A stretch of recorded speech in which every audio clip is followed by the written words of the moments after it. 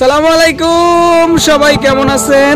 আজকে আমার একটা ভাইকে নিয়ে আসলাম। ও সাধারণত আসে না, তারপর ওরে নিয়ে আসলাম। আজকে একটু কথা বলতেছিলাম বাজার নিয়ন্ত্রণের ব্যাপারে। আপনার মানে মজুদদারদের সম্পর্কে একটা কথা বলতে চাচ্ছিলাম।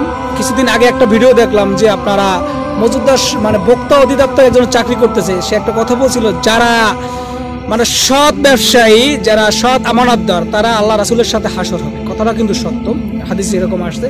কিন্তু বর্তমান সমাজে আসলে কি কেউ কি ব্যবসা বা সৎভাবে করে না? আপনি একটা জিনিস তাকাবেন, আজকে আলুর কেজি দেখবেন 60 টাকা, কালকে দেখবেন 70। মুসুরি ডাল দেখবেন 120, কালকে দেখবেন যে 150। পেঁয়াজ আজকে 80, কালকে 90। মানে এক একদিন পর এক একদিন দাম বাড়ায়। আসলে এটা সত্যি কথা বলতে কি জানেন, আসলে বাজার নিয়ন্ত্রণ তো আমাদের সাথে নেই, ঠিক আছে? আর এগুলো হচ্ছে যে গজব, দেশ এবং দেশের গভর্নমেন্টের জন্য গজব এগুলো, ঠিক আছে? কারণ দেখা যাইতেছে যে সিন্ডিকেটের মাধ্যমে যারা কিছু করতে চায় না কেন, ঠিক আছে? এগুলো আসলে দুনিয়ায় অশান্তি, পরকালীন জীবন অশান্তি। আপনি একটা মনে করবেন যে আপনি হালালভাবে ব্যবসা করবেন, বাস আপনি জান্নাতে যাবেন, যেহেতু ব্যবসাটা হালাল। কিন্তু আপনি একটা জিনিস মজুত করবেন, মজুত করে পরবর্তী জিনিসটার দাম বাড়াবেন, সাধারণ মানুষের ক্রয় ক্ষমতার বাইরে নিয়ে যাবেন। আর এই জন্য আপনি সারাদিন বসে সেজদা দিবেন, তসবি টিপবেন, বলবেন আল্লাহ আল্লাহ আল্লাহ আল্লাহ আল্লাহ, আপনার জন্য জান্নাত দিয়ে বসে রয়েছে। আল্লাহ বলতেছে তুমি আসো কবরে, আমি তোমার জন্য জান্নাত রাখতেছি।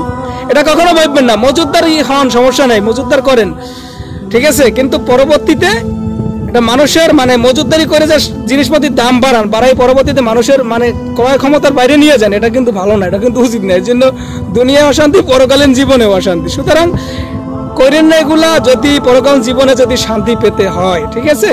যদি পরকালীন জীবনে যদি অশান্তি যদি পান, তাহলে আপনারা মজুদদারি করেন, মানুষের ক্রয় ক্ষমতার এই বাইরে সম্পূর্ণ নিয়ে যান। বুঝতে পারছেন? কারণ আজকে দেখলাম যে এক ব্যক্তি জিজ্ঞাসা করলাম যে সকালবেলা কালকে এক বাজারে গেলাম, যাওয়ার পর দেখলাম যে টাকি মাছের কেজি কত। দেখলাম টাকি মাছ, জেতা টাকি মাছ 400 টাকা করে বিক্রি করে, মরাতা আছে 500 টাকা করে। আমি তাকে জিজ্ঞাসা করলাম, ভাই এটা মরাটার এত দাম কেন? মানে মরাতা বাসে যাইয়া মানে সরি না, জেতাটা বিক্রি করে আপনার 450 টাকা করে, আর মরাতা বাসে 250 টাকা করে। আমি জিজ্ঞাসা করলাম, ভাই এত দাম কেন? সবই তো একই সাইজ।